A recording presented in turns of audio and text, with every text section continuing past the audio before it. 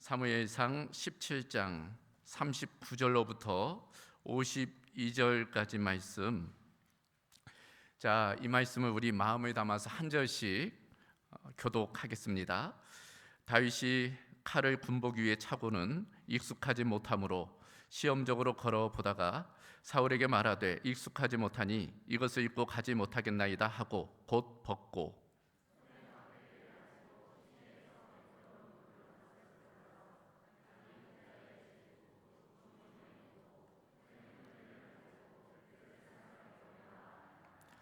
블레셋 사람이 방패에 든 사람을 앞세우고 다윗에게로 점점 가까이 나아가니라.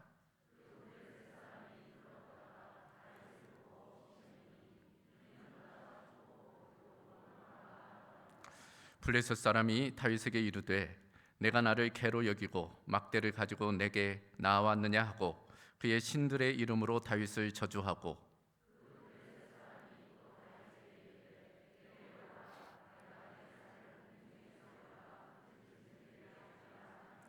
다윗이 블레셋 사람에게 이르되 너는 칼과 창과 단창으로 내게 나아오거니와 나는 만군의 여호와의 이름 곧 내가 모욕하는 이스라엘 군대의 하나님의 이름으로 내게 나아가노라.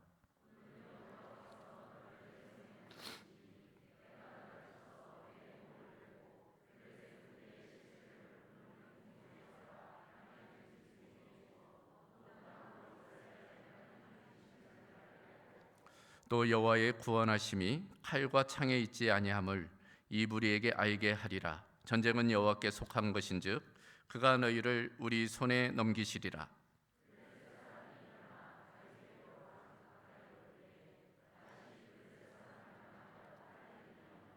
손을 주머니에 넣어 돌을 가지고 물매로 던져 블레셋 사람의 이마를 치매 돌이 그의 이마에 박히니 땅에 엎드러지니라.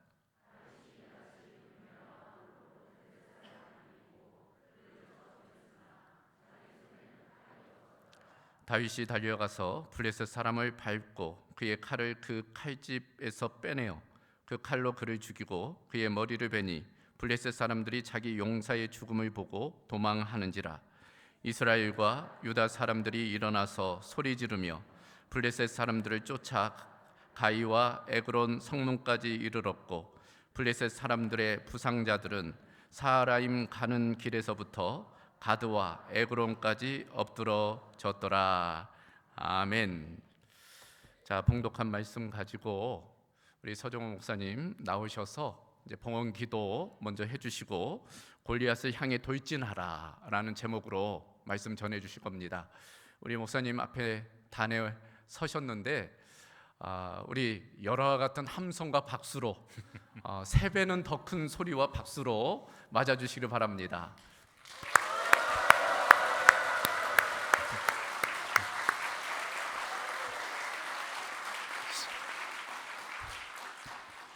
쑥스럽네요. 기도하겠습니다. 하나님이 우리에게 허락해 주시고 축복해 주시지 않으시면 오늘 하루도 온전히 살아갈 수 없음을 믿고 고백하는 마음으로 하나님께서 저희에게 허락해 주신 재물 중에 일부를 정성껏 구별하여 아버지 앞에 예물로 바쳐드립니다. 드리는 아름다운 믿음의 고백, 사랑의 고백, 그리고 인생을 살아가면서 땀 흘려 번 희생의 대가로 주님 앞에 올려드리는 것 기쁘게 받아주시옵고 그 드리는 손길 기억해 주셔서 앞으로 남은 삶 동안 그 손길이 닿는 곳곳마다 하늘의 복과 땅의 복으로 넘쳐나게 은혜 베풀어 주시옵소서. 주님의 백성들이 이 땅 위에 머물러 살아가는 동안에 먹을 것, 입을 것, 쓸 것 없어서 고통당하지 않도록 때마다 일마다 풍성하게 채워 주시옵소서. 우리 주님께서 만복을 더하여 주실 줄 믿사옵고 예수님의 이름으로 기도하옵나이다. 아멘. 우리가 한 번밖에 없는 인생을 살아가다 조는 사람이 한 사람이 있었던가 본데 인생을 살아가다가 보면 때때로 우리는 어려운 일들을 참 많이 만나게 됩니다. 어떤 문제는 쉽게 풀어낼 수도 있지만 어떤 문제는 정말 몸부림을 치고 애를 쓰고 죽었다 깨도 해결할 수 없을 것 같은 철벽 같은 문제들을 만나기도 하지요. 그렇게 도저히 해결할 수 없을 것 같은 문제, 그런 벽 같은 철벽 같은 문제를 요즘의 젊은이들은 넘사벽이라고 표현을 하더라고요. 자, 젊은이 여러분, 넘사벽이 무슨 뜻인지 알아? 그거 못 알아듣는 사람은 나이 들었다는 거죠. 늙은이들은 잘 몰라요, 저 같은 사람들. 저도 청년들한테 배웠죠. 넘을 수 없는 4차원의 벽, 그게 넘사벽이라는 거죠. 넘을 수 없는 거예요. 오늘 여러분들에게 첫 번째 질문을 드립니다. 여러분의 넘사벽은 뭡니까? 아무리 몸부림쳐도 이 문제는 내가 해결할 수 없을 것 같아. 죽었다 깨도 안 될 것 같아. 그야말로 40일 금식 기도해도 이 문제는 풀릴 수 없을 것 같은 그런 넘사벽. 여러분의 그 넘사벽은 무엇입니까? 빚인가요? 예. 이거는 내 죽을 때까지 벌어도 갚을 수가 없는 그런 어떤 빚의 재정 문제인가요? 아니면 질병의 문제인가요? 아니면 골치를 썩이는 자식의 문제인가요? 아들, 딸, 직장, 요즘에 젊은이들이 직장 구하는 게 굉장히 어렵다 그러잖아요. 거의 한 30% 40%의 학생들이 대학을 졸업하고 뭐 학교를 졸업해도 직장을 구할 수 없으니까 요즘 직장 구하는 게 넘사벽. 아니면 젊은 부부들이 집 사는 게 넘사벽. 여러분의 넘사벽은 뭡니까? 이런 넘사벽을 만날 때 사람들이 취하는 행동의 몇 가지 스타일이 있다고 합니다. 어떤 사람은 해결할 수 없는 문제를 끌어안고 네가 이기냐 내가 이기냐 해보자. 그런 사람도 혹 있기는 해도 그런 사람은 그렇게 많지 않고 오히려 그런 넘사벽을 만나게 되면 에이 참 해결하기는 해야 될 텐데 할 수는 없고 그러니까 슬슬 도피한다는 거죠. 망각해버리려고 그런 문제가 있다는 사실을 잊어버리려고 애쓰는 게 일반적인 거의 모든 사람들의 태도라는 겁니다. 어린아이들, 제 학생들은 시험 때만 되면 그 넘사벽이잖아요. 공부해봐도 난 뭐 이번에도 30등 할 걸 뭐 30명 중에 30등. 제가 고등학교 선생을 몇 년 했기 때문에 아이들 심의를 하는데요. 해봤자 이건 넘사벽이에요. 뭐 1등, 아이고 그 말도 안 되고. 그래서 기말고사나 시험 때만 되면 그거 잊어버리려고 시험 날짜 그 스트레스를 잊어버리려고 어디로 갈까요? 요즘 애들은 어디로 가요? 만화방으로 가든지 게임방으로 가든지 도망가는 거죠. 놀러 가는 거예요. 그거 가만히 있으면 자꾸 그게 생각이 나니까 그게 도피하는 거죠. 넘사벽 앞에서 싹 도망가는 겁니다. 근데 애들만 그런가요? 그렇지 않아요. 사실 저하고 CC 활동 같이 했던 제 친구가 있었는데요. 그 친구는 대학 다닐 때요. 와, 성경을 평소에는 안 읽어요. 그리고 이 성경 읽는 게 재미도 없고, 근데 꼭 시험 때만 되면 성경이 그렇게 은혜롭대. 밤새가면서 성경을 읽어요. 그래서 내가 옆에서 보면서 야 임마 성경 읽는 시간이 그래도 공부 한 30분이라도 하면 성적은 괜찮아지잖아. 아이 근데 그게 이제 시험 공부하는 거는 머리가 안 들어오고 성경은 쏙쏙 들어오는데 도망가는 거죠 뭐. 애들만 그런 거 아니고 청년만 그런 게 아니라 사실은 회사에 다니시는 분들, 비즈니스맨들은 회사에서 받은 스트레스, 내일은 또 그 회사 또 가야 될 텐데 그 스트레스를 어떻게 잊어버리기가 힘드니까 퇴근해가지고 어디로 가요? 술집으로 가서 그냥 오늘 하루에 그 아픔을 잊어버리려고 하기도 하고요. 가정에 들어가서 부부간에 문제가 생기니까요. 그걸 슬슬 밖으로 돌면서 부정한 남녀 관계에 빠져버리는 사람도 있고요. 뭐 이게 다 피해버리는 거죠. 문제는 내 앞에 있어요. 그거 내가 풀어야 돼요. 그래야 내 인생의 문제가 풀리는데 그걸 슬슬 피하면서 도망다니는 거예요. 요즘에 그 여자 집사님들은 문제가 골치 아프면 어디로 도피하는지 아세요? 예, TV 드라마로 도피하는 거예요. 저기 동치미 보면서 시어머니 욕하고 며느리 욕하고 그러면서 자기도 지금 문제가 엄청나게 많은데 남의 얘기 들으면서 그거 잊어버리는 거예요. 잠깐 동안. 그러니까 TV에 가장 콜몰하는 사람 있으면 그 속에 뭔가 문제 있는데 그거 생각을 안 하려고 그러는 거죠. 지금부터 3,000년 전에 이스라엘 백성들도 바로 그런 넘사벽을 만났습니다. 엘라 골짜기라고 하는 그 골짜기 양쪽 편에 한쪽에는 이스라엘 군사들, 또 한쪽에는 블레셋 군사들이 이렇게 진을 치고 그 골짜기에서 대진하고 있었습니다. 블레셋 쪽에서 바로 거인 골리앗이 나와가지고 전쟁을 독려합니다. 사무엘상 17장 8절 이하에 보면 이런 말씀이 있어요. 골리앗이 나와가지고 너희 중에 한 명만 나와 1대1로 나와 붙자. 결과에 따라서 전쟁 결과를 그냥 치자. 즉 다시 말하면 이 얘기는 이거죠. 야, 우리하고 너희하고 붙어가지고 싸워서 수많은 사람들이 피 흘릴 거 뭐 있냐. 너희 중에 한 명만 대표로 나와. 나하고 붙어가지고 내가 지면 너희가 이긴 거고, 그 사람이 나하고 붙은 상대가 지면 너희가 진 거다. 그러면 한 사람만 피 흘리면 되는 거 아니야.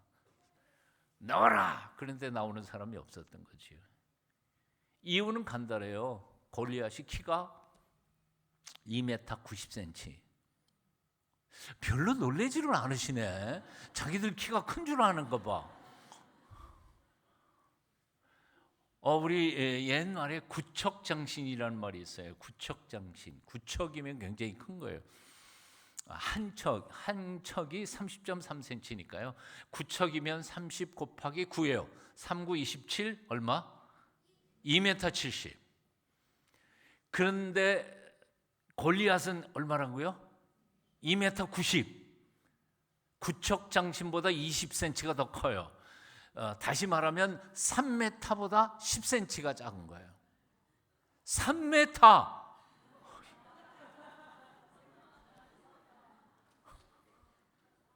몇 cm요? 몇 cm? 1m 30? 1m 50? 60? 50? 1m 50이니까 2배 곱하면 3m 아니야. 그거보다 10cm 작고. 그러니까 거의 2배야. 그러니까 엄청나게 컸던 거예요. 사실 오늘날 우리 한국의 저만 해도 제 나이 또래에는 조금 큰 편이었어요. 근데 지금은 아이들이 저는 평균 키도 안 되는 것 같아요.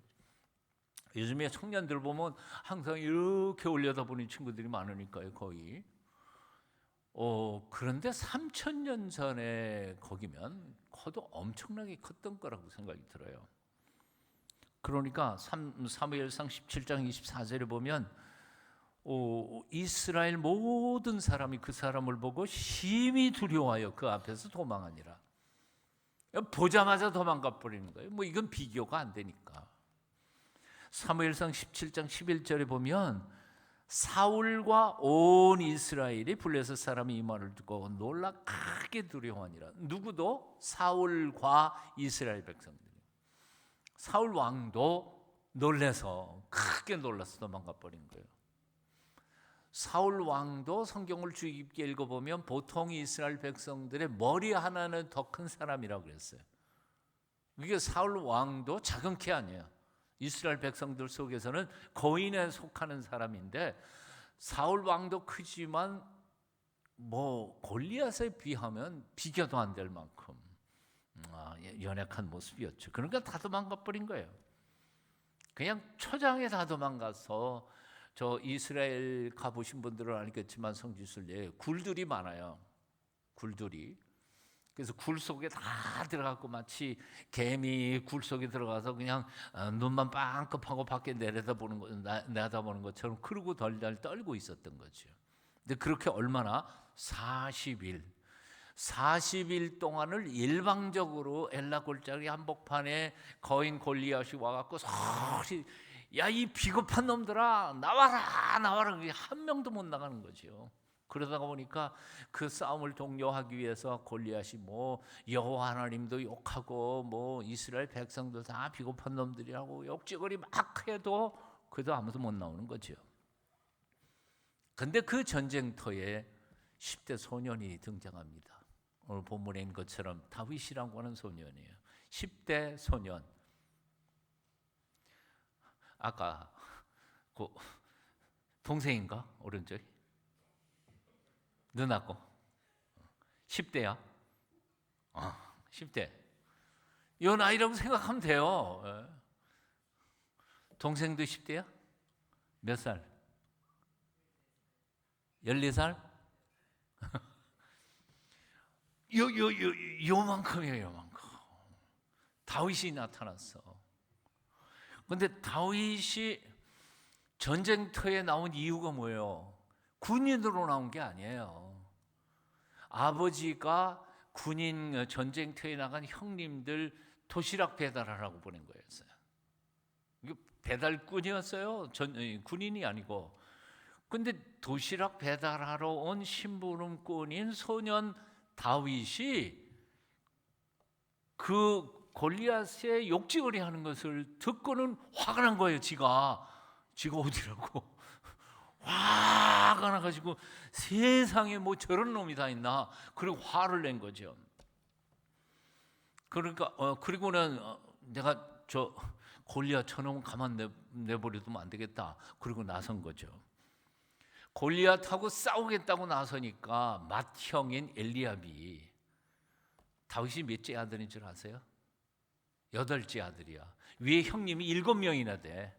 제일 큰 형님이 엘리압인데 그 어린 8번째 동생 녀석이고 10대 저 14살짜리가 그 골리앗하고 싸우겠다고 나서니까 얼마나 놀랬겠어요.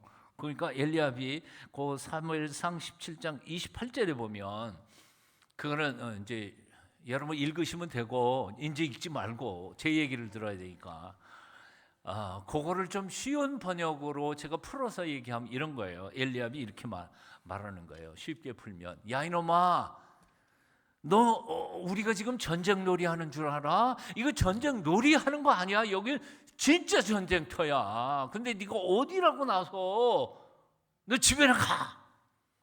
그리고 형님이 꽉 눌러서 내쫓으려고 그랬던 거지. 형님도 걱정이 될 거 아니에요. 이게 하루 강아지 법 무서운지도 모르고 사울 왕도 벌벌 떨고 있는 판인데 지가 나가겠다고 싸우겠다 그러니까 얼마나 기겁을 했겠어요. 근데 14살, 15살 소년 다윗이 형님이 뭐라고 하든 기가 안 죽었어. 그리고 오히려 쫄지 않고 골리앗을 향해서 나간 거야. 싸우겠다고. 오늘 45절부터 47절까지의 말씀이에요. 뜻을 생각하면서 아까 읽으셨으니까 한 번 더 읽어봐요. 45절부터 47절까지. 정말 재미있는 얘기예요. 같이 읽어요. 시작.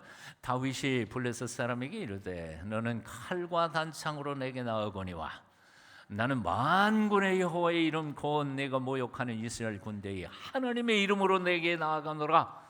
오늘 여호와께서 너를 내 손에 넘기시리니 내가 너를 쳐서 네 몸을 비고 블레셋 군대의 시체를 오늘 공중에 세워 땅의 들짐승에게 주어 온 땅으로 이스라엘의 하나님이 계신 줄 알게 하겠고 또 여호와의 구원하심이 칼과 창에 있지 아니함을 이 무리에게 알게 하리라. 전쟁은 여호와께 속한 것인즉 그가 너희를 우리 손에 넘기시리라. 그리고는 달려갑니다. 이 다음의 설명은 제가 설명하는 것보다는 사실은 맥스 루케이도라고 하는 미국의 목사님이 아주 리얼하게 잘 풀어놨어요. 그래서 제가 한번 읽어드릴게요. 저는 이거 읽을 때마다 신나요. 진짜 여러분들 신났으면 좋겠는데 내가 자, 한번 읽어볼게요. 형들은 너무도 무섭고 당황스러워 아예 눈을 가렸다. 그 여덟 번째 동생이 그 10대 소년 저놈이 저 어린 게 골리앗하고 싸우겠다고 쫓아나가니까 아이고 저거 죽었다 그러고 다 눈 가린 거죠. 형들은 너무도 무섭고 당황스러워 아예 눈을 가렸다. 사울 왕은 히브리 청년 하나가 쓸데없이 객기를 부리다가 죽는구나 싶어 깊은 한숨을 내쉬었다.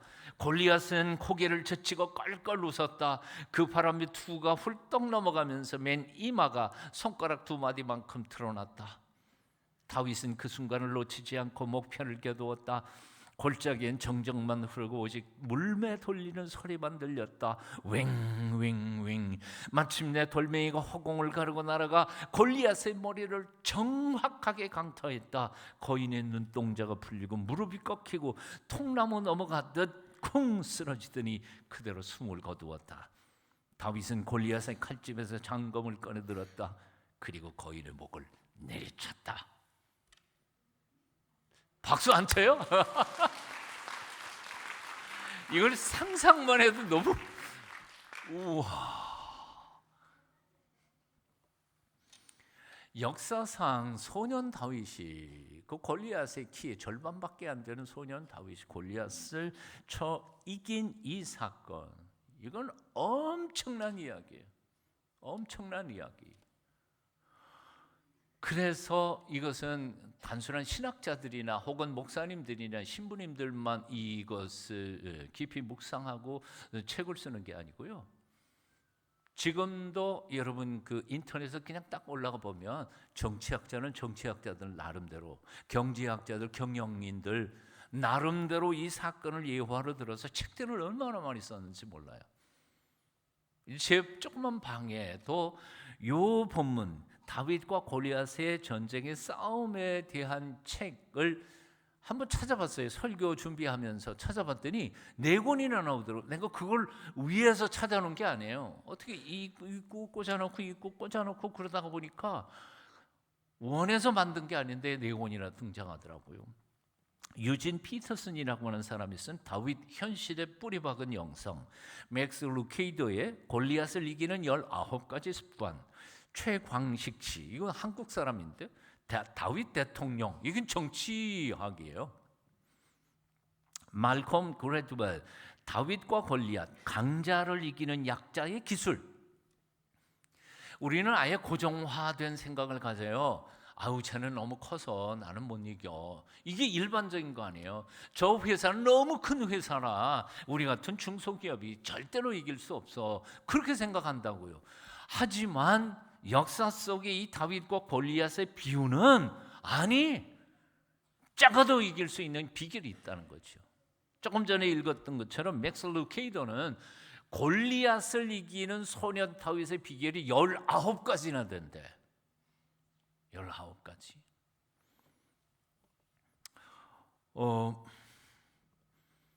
저는 오늘 19가지 얘기는 할 시간은 없고요. 그 중에 3가지만이라도 여러분하고 나누고 싶어요. 소년, 10대 소년이 골리앗을 이길 수 있는 비결. 첫 번째는 거룩한 분노입니다. 여러분 한번 따라해 보실래요? 거룩한 분노.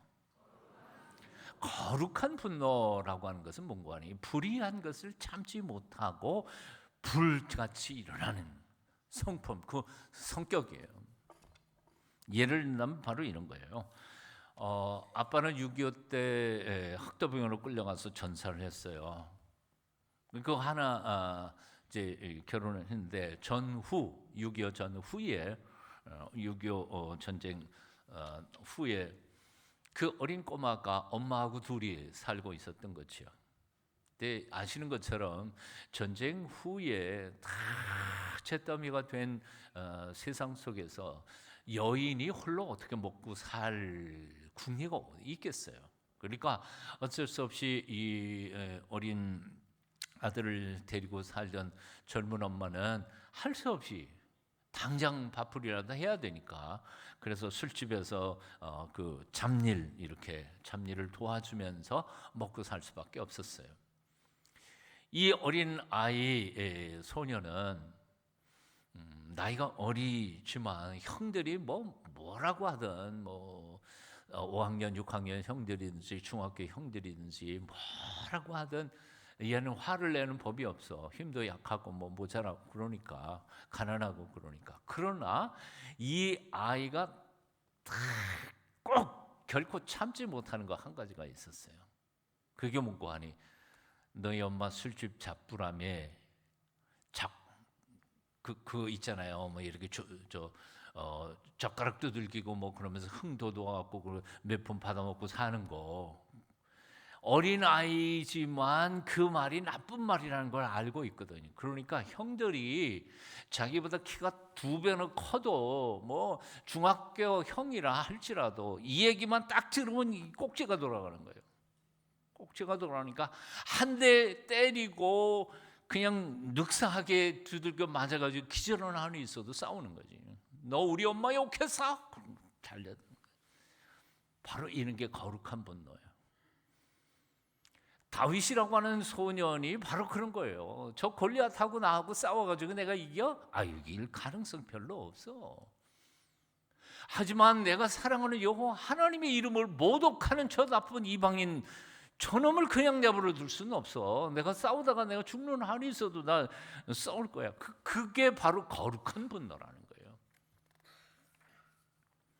골리앗이 얼마나 큰지 상관없어요. 내가 그를 이길 수 있을지 없을지 그것도 몰라요. 아니, 거의 대개는 싸우다 보면 죽을지도 몰라요. 하지만 저놈이 사랑하는 여호와 하나님의 이름을 모독하고 우리 민족, 이 민족을 모독하는 것은 도저히 참을 수가 없는 거예요. 거룩한 분노를 일으켜요.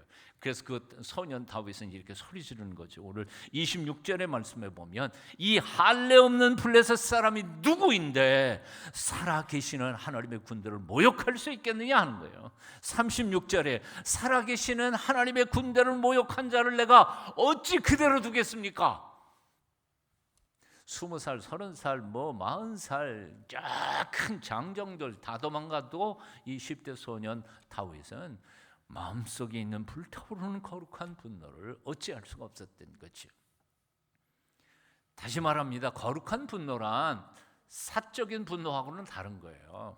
예를 들어서 내가 모욕받고 내가 왕따 당하고 교회에서 내가 대접받지 못한다고 해서 화를 내는 거, 그건 사분이에요. 그건 거룩한 분노가 아니야. 하나님의 이름이 모독을 받는 세상에 대하여 교회에서 이런 일이 있으면 안 되지 않아. 하나님의 말씀이 온전히 이루어져야 할, 교회에서 버젓이 엉뚱한 짓거리가 벌어질 때 그 도저히 참을 수 없는 거, 그게 거룩한 분노. 하나님은 세상을 아름답게 지으셨습니다. 하지만 오늘날 세상 돌아보세요. 얼마나 오염됐습니까? 하나님은 이 세상을 선하게 지으셨지만 세상은 얼마나 악독해졌어요. 동방예의지국이라고 칭송받던 이 나라가 어쩌다가 이 모양으로 망나니 세상이 되어버렸는지 몰라요. 지금부터 30년 전에 제가 유학을 갔어요. 근데 저는 딸만 둘이었는데 우리 딸내미들 초등학교 다닐 때, 초등학교 데려다 주고 나면 이제 그 초등학교 문턱 앞에서 학부형들 얘기도 하고 선생님들한테도 얘기 듣고 그런데 뭔 얘기를 경고를 하냐면 학부형들한테, 아이들한테 골목 이렇게 나오다가 아이들이 제일 좋아하는 게 뭐냐면 이쁜 스티커 이렇게 갖고 공책에도 붙이고 교과서에도 붙이고 가방에도 붙이고 하는데요. 그 스티커 낯선 사람한테 받지 말라는 얘기를 꼭 가르쳐 주래요. 그래서 왜 그러냐 그랬더니 그 스티커 풀에다가 마약 성분을 바르는 거예요. 그 초등학교 1학년, 2학년, 3학년 아이들 그거 알아요? 그러니까 혓바닥을 하고 바르다가 보면 그 마약에 취하는 거예요. 그게 이제 반복되다가 보면 얘가 마약에 취하면 나중에 지 돈 가지고 그걸 사게 만드는 거예요. 그게 30년 전 미국의 얘기였어요. 근데 올라 한국 땅이에요. 중고등학교 앞에 골목에서 애들한테 음료수 그냥 공짜로 줘. 근데 그 음료수 속에 마약 성분을 넣었어. 그래가지고 애들로 하여금 마약에 도취하게 된 다음에 나중에 이제 돈 받고 파는 거예요. 이런 나쁜 놈들이요. 정말 돈에 미쳐가지고 우리 애들을 망쳐버리는 거예요. 여러분, 이 조그만 대한민국의 마약 중독자가 30만 명이라는 게 믿어지세요? 30만 명이요. 그 사람들이 뭐 하고 있는지 몰라. 마약 중독된 택시 운전기사가 가다가 뭔 짓을 할지 모른다고요. 세상이 이렇게 됐는데도 그저 나 혼자 잘 먹고 잘 살면 된다고 생각하는 이 예수 믿는 사람들이 너무 자기중심적이고 이기적이고, 세상에 대하여 이 나라 이 땅은 그래서는 안 되지 않느냐 하는 거룩한 분노를 가지고 살아야 되는데, 그런 분노를 가진 크리스찬들, 살아있는 믿음의 사람들이 없다는 거예요. 아파야 되는 거 아니에요? 교회도 마찬가지예요.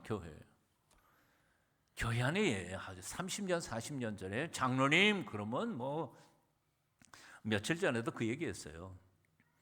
3, 40년 전에는 장로님 직함만 가지면요, 그야말로 새마을금고 가든지 어딜 가든지 거기 있는 사람 다 인정했어요. 아, 교회 장로님이시냐고. 뭐 특별히 그거 안 해도 다 신용해가지고 다 돈도 내주시고 막 그랬다고요. 근데 지금은 장로님들 죄송합니다. 장로님을 믿을 수가 없어. 사기치고 도망간 장로도 있고, 뭐 목사도 역시 마찬가지고. 목사와 장로의 이가 세상 사람들이 믿지 못할 만큼 이렇게 타락해버린 이 한국 교회의 이 현실에 대하여 우리는 가슴 아파야 하는 거 아니에요? 거룩한 분노를 일으켜야 된다고요. 솔직히 말해서 이랬으면 좋겠어요. 여러분, 저 목사와 장로가 사이가 뭐 하는 사이예요? 서로 협력해서 하나님의 교회를 받들어 하나님께 영광을 돌리는 동역자 아니에요? 그런데 목사하고 장로가 견제하고 싸우는 싸움의 세력이 돼버렸어요. 기가 막힌 세상이 됐어요. 이제 그만하랍니다. 이 교회는, 교회 얘기는. 자, 세상에 대하여 거룩한 분노를 발할 수 있어야 되고, 하나님의 교회에 대하여도 거룩한 분노를 발해야 되지만, 가장 궁극적으로는 나 자신에게 대하여도 하나님 앞에 나 자신을 돌아보며 가슴 치면서 거룩한 분노를 발해야 된다고 생각해요. 무슨 얘기냐 하면 바로 이런 겁니다. 예수님을 만난 지 30년이 지나고 신앙생활 30년을 했는데 아직도 지 마누라 하나 사랑을 못해. 자기 얘기인 줄 모르시는가 봐. 교회 다니면서 안수 집사 뭐 되면서도 자기 남편 하나 제대로 사랑을 못해. 성경 복음을 왜 했고 예배는 왜 들렸는지 몰라요.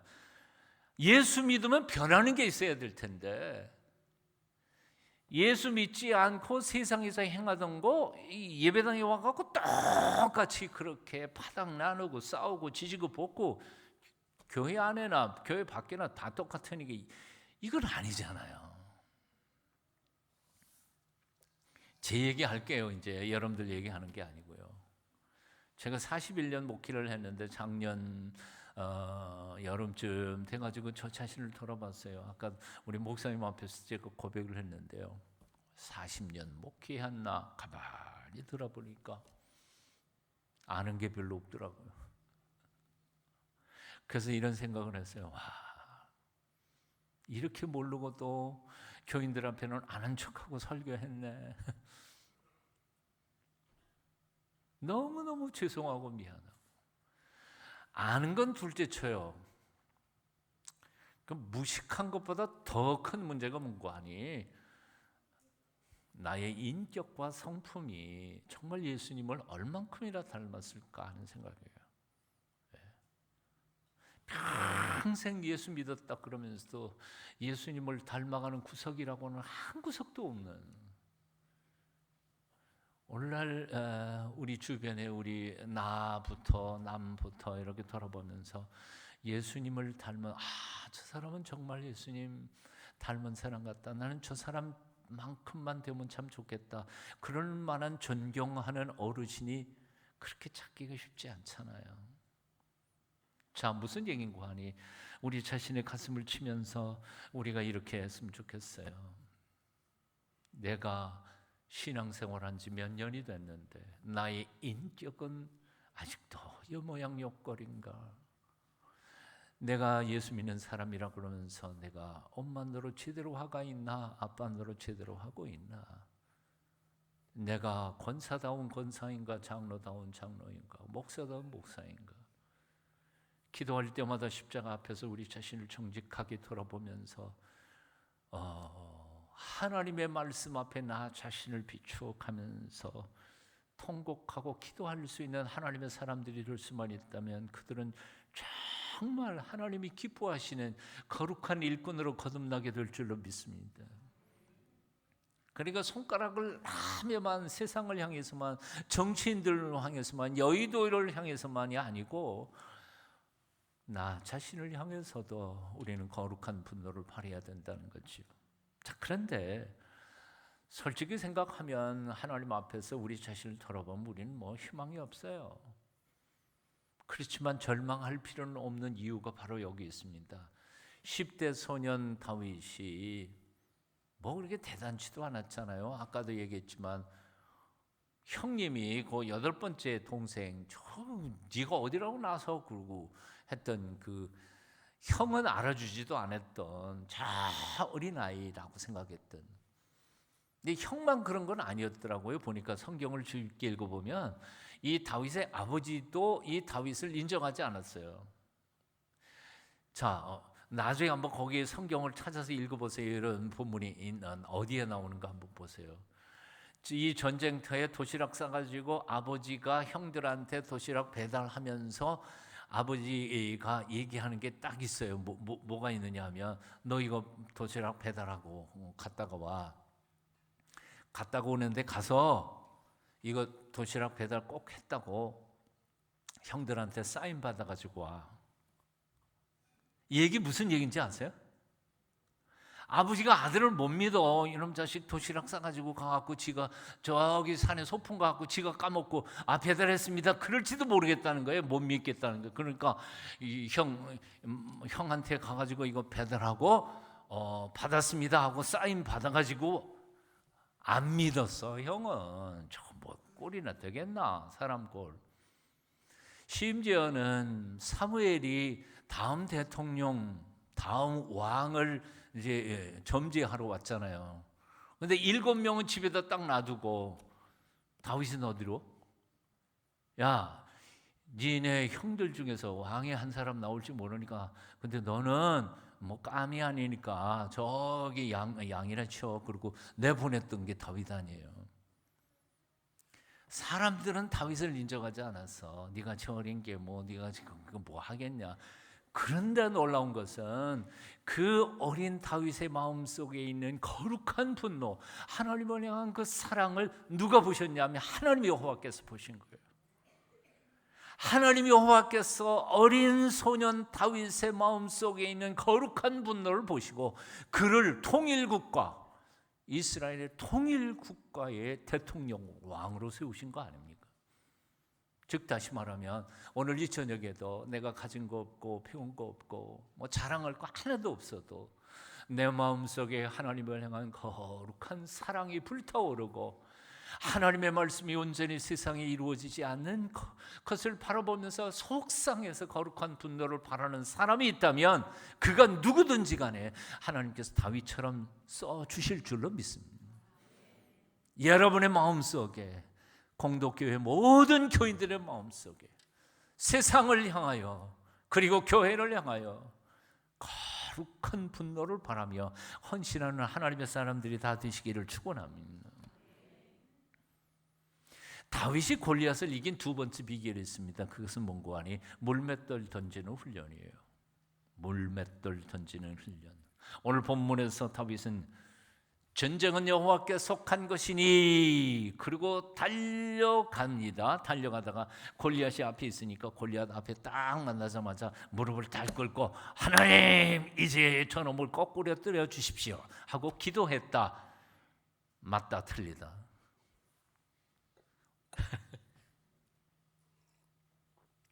갑자기 객관식 질문을 하니까 헷갈리신 것 같은데, 자, 다윗이 골리앗을 이긴 비결은 기도는 이미 출발할 때 이미 다 했어요. 골리앗 앞에서 기도한 게 아니에요. 새롭게 기도하고 출발해서 이제는 자신이 평소에 갈고 닦았던 물맷돌 던지는 실력을 발휘해서 그 두 마디밖에 안 되는 고주번 표적을 정확하게 맞춰서 골리앗을 죽이게 만들었던 거죠.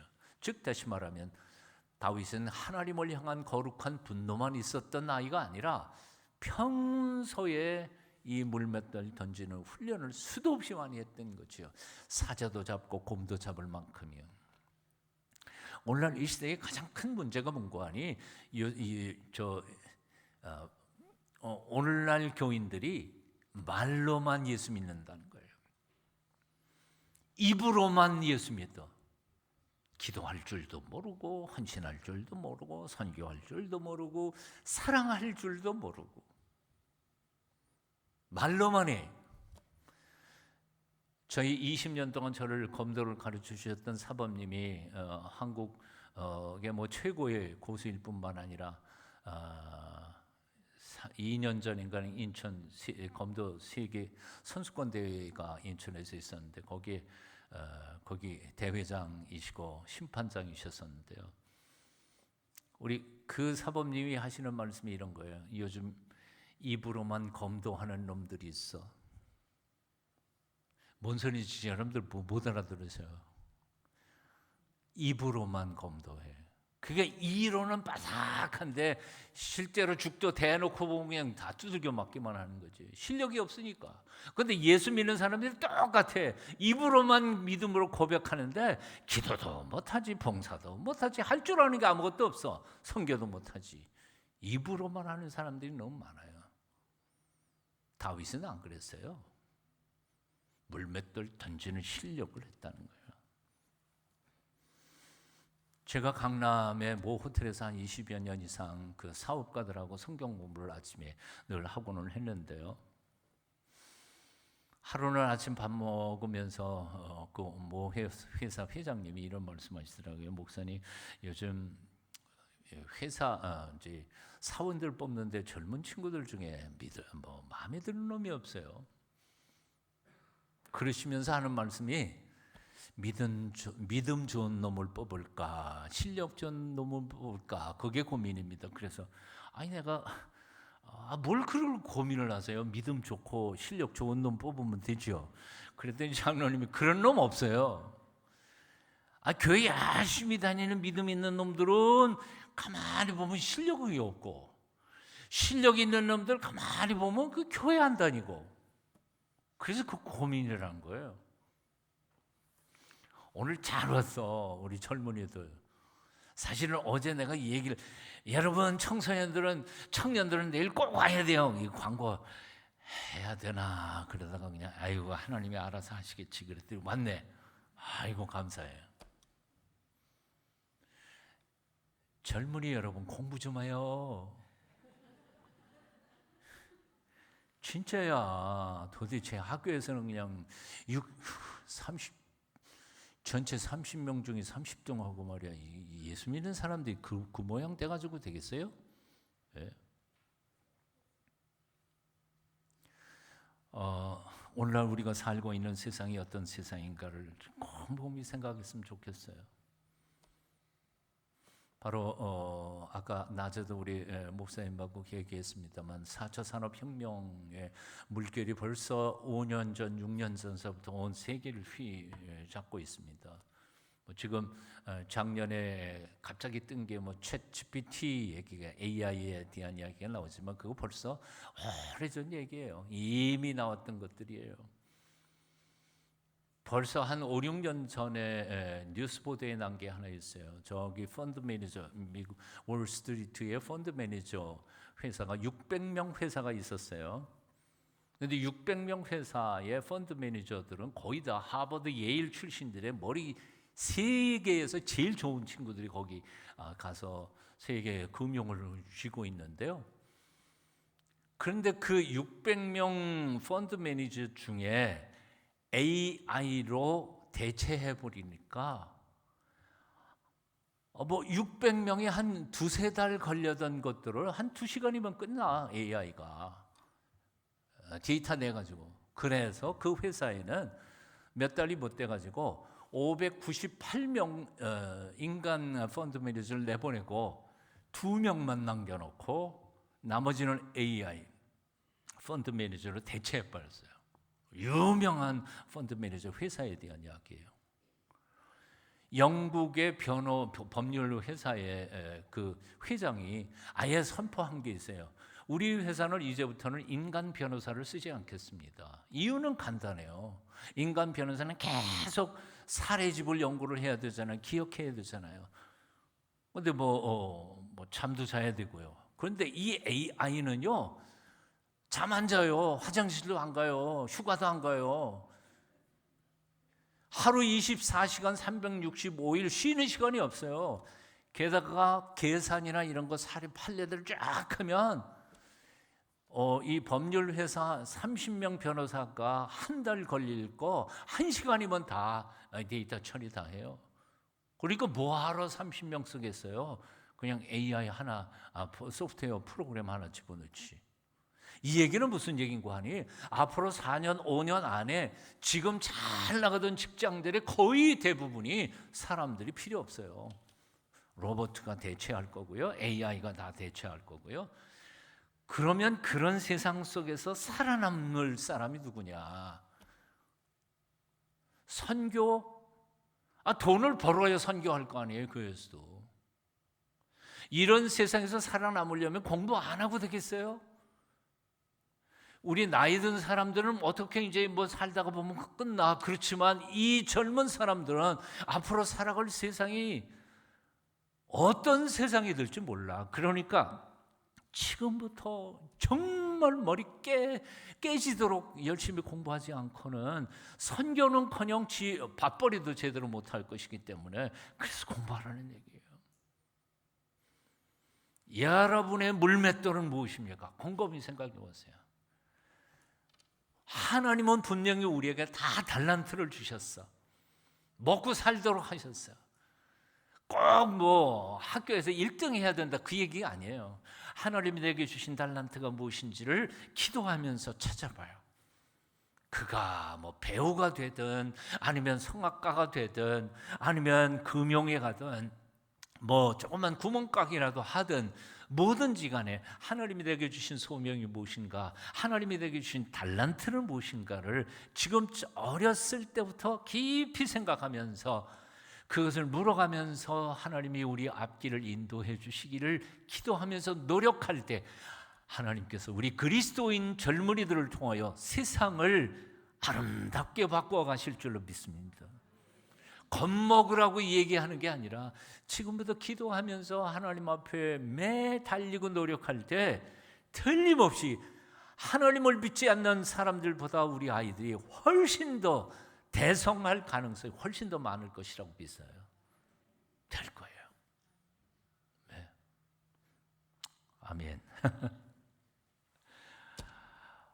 나이 상관없이 사실은 공부를 해야 된다고 생각합니다. 지금 젊은이들에게만 내가 설교하는 것 같지만 사실은 그렇지는 않습니다.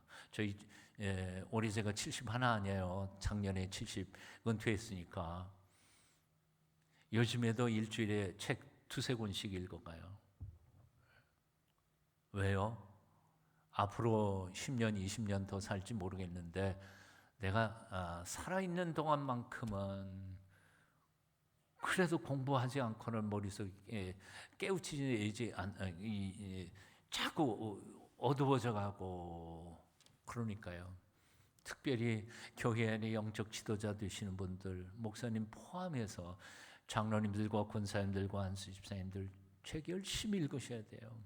성경도 열심히 읽으셔야 하고, 기도할 때 노력하는 지도자들을 통하여 교회의 미래가 밝혀질 줄로 믿습니다. 자, 다윗이 골리앗을 이기는 비결, 첫째는 거룩한 분노고요. 두 번째는 뭐예요?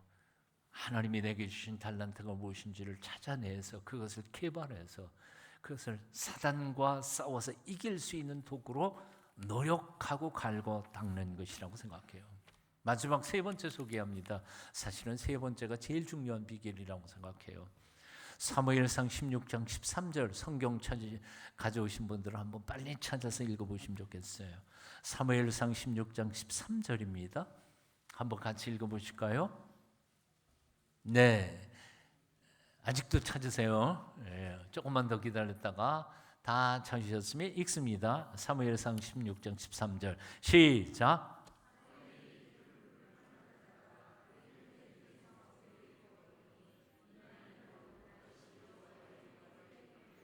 아멘. 이날 이후로 다윗이 여호와의 신에게 크게 감동되니라. 뭐 신약적으로 표현하면 성령 충만했다는 거죠. 하나님의 영이 임하셨어요. 하나님의 영이 그를 휘어잡으니까 그 다음에 파워가 나타나는 거죠. 사실 솔직하게 생각해 보면 그래요. 10대 소년이 거룩한 분노 가진들 뭐가 그렇게 대단하겠어요. 하나님의 어여삐 봐주시니까 들어쓴 것뿐이지. 아유, 나이 든 사람들을 보면 아유 쟤 왜 저래? 그리고 우리가 이 물맷돌을 이렇게 준비한다고 한들 그것이 정확하게 바람 뭐 이런 변수들이 얼마나 많아요.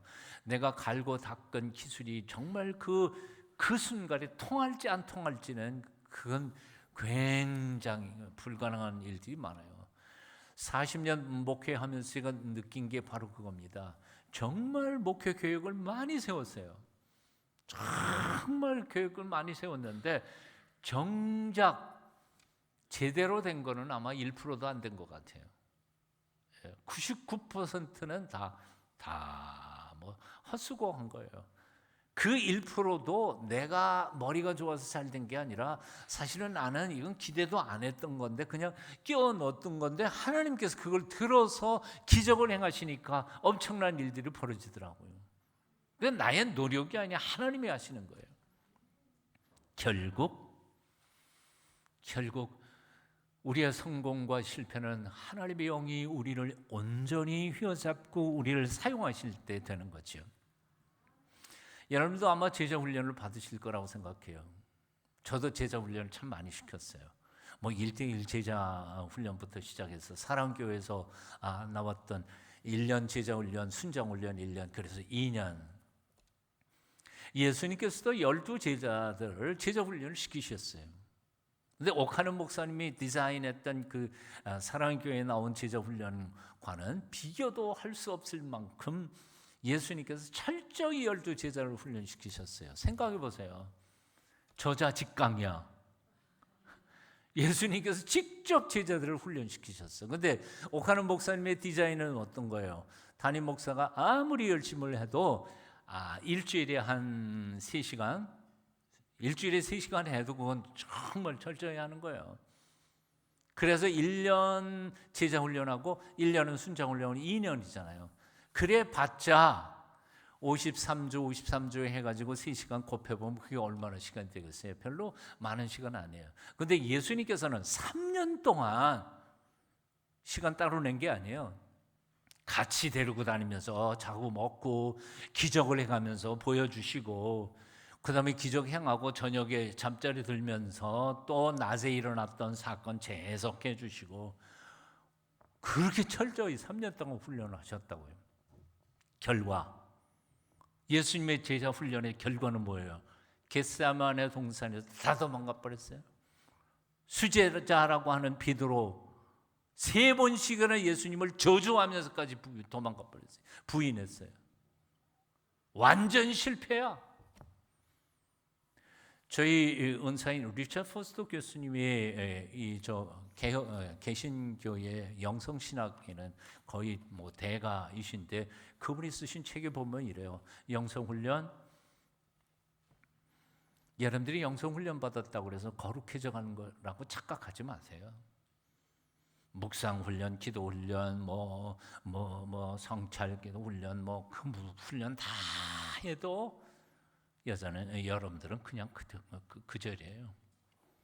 마스터할 수도 없을 뿐만 아니라 마스터했다 그래도 여러분은 그냥 죄 많은 죄인일 뿐이에요. 그러면 영성순례는 뭐 하러 하는가? 영성순례는 성령님의 변화의 손에 우리를 맡겨드리는 훈련일 뿐이에요. 우리를 변화시키시는 분은 성령님이 변화시키시는 거지. 맞아요. 내가 40일 금식 기도한다고 내가 그 기도 덕분에 내가 거룩하게 변화돼요? 그 과정 속에서 성령께서 어여삐 여겨주셔서 나를 변화시켜 주시는 거지.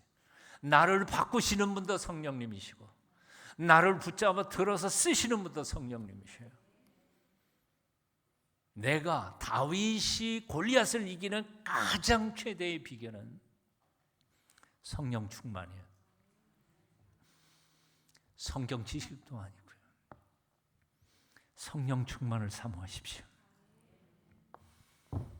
성령님이 나를 붙잡아 변화시켜 주시기를 갈망하십시오. 그럴 때 하나님께서 들어 쓰실 줄로 믿습니다. 이제 말씀을 드립니다. 처음 말씀을 시작하면서 여러분들에게 질문 드렸던 두 가지 질문 기억하시나요? 여러분 앞을 가로막고 있는 넘사벽은 무엇입니까? 돈이요? 질병이요? 인간관계요? 뭐예요? 다시 한번 생각해 보세요.